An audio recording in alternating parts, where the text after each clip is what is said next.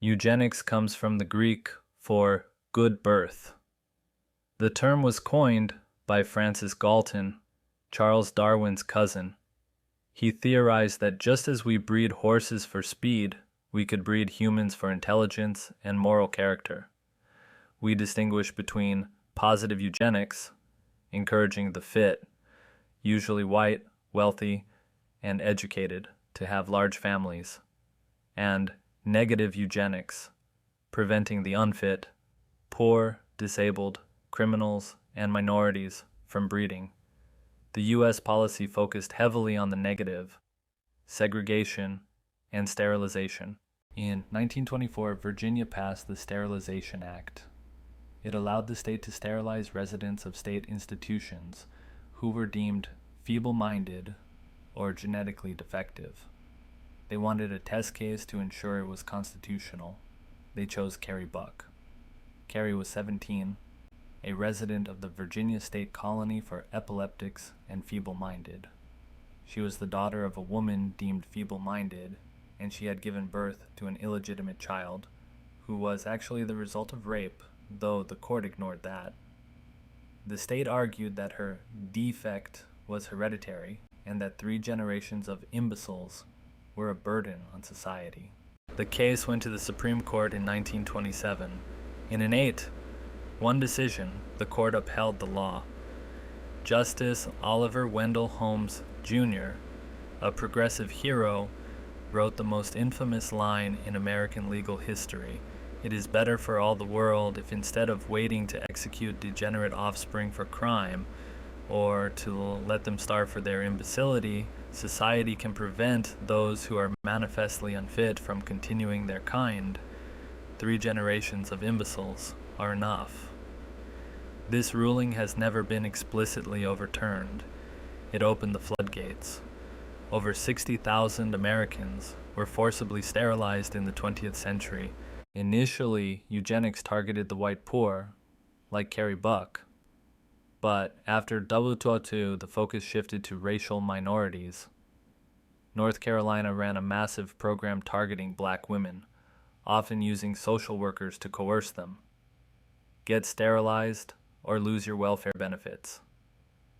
In the South, the practice of performing hysterectomies on black women without their knowledge during other surgeries became known as the Mississippi appendectomy.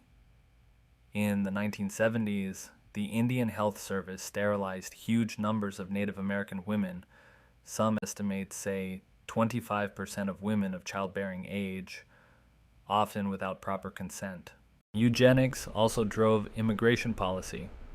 Harry Laughlin, a leading eugenicist, testified to Congress that immigrants from Southern and Eastern Europe, Italians, Jews, were genetically inferior and would pollute the American gene pool.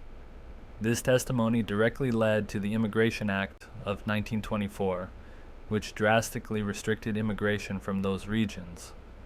The goal was to maintain the Nordic/Anglo-Saxon character of the nation. The fear was race suicide, that the superior stock would be outbred by the inferior. You might think this ended in the 70s. It didn't. Between 2006 and 2010, doctors in California prisons performed illegal tubal ligations on nearly 150 female inmates.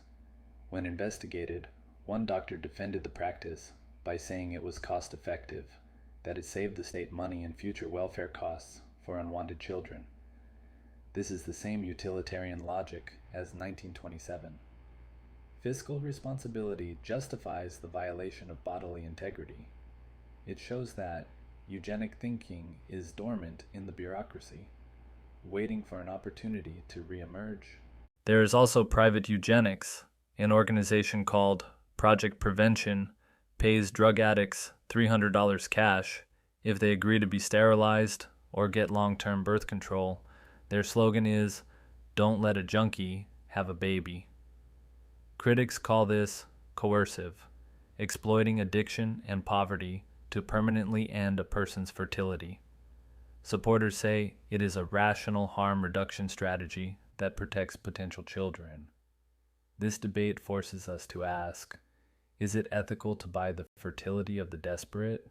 Most recently, in 2020, a whistleblower nurse named Dawn Wooten alleged that a gynecologist at an ICE detention center in Georgia was performing high rates of hysterectomies on immigrant detainees.